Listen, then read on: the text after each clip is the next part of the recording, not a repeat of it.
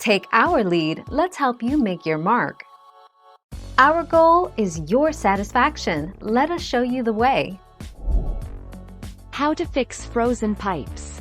Keep your faucet open. Apply heat to the section of the pipe that is frozen. Know what not to do.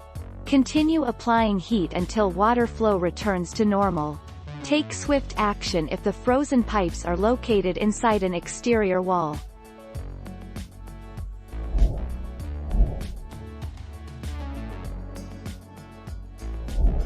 Let's help you make your mark. In most cases, you can unfreeze a frozen drain pipe by pouring hot water down it. Fill a pot with a half-gallon of water, and heat it on the stove. When it begins to boil, carefully remove it from the stove and slowly pour it down the drain.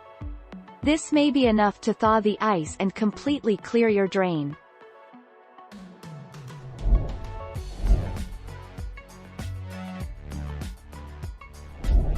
Let's help you make your mark. Locate problem areas. If none of the faucets on the same floor are working, then the frozen pipe is located between the water pipes for the different floors. If none of the faucets in the same room are working, then the frozen pipe is located between the main water pipe and the split.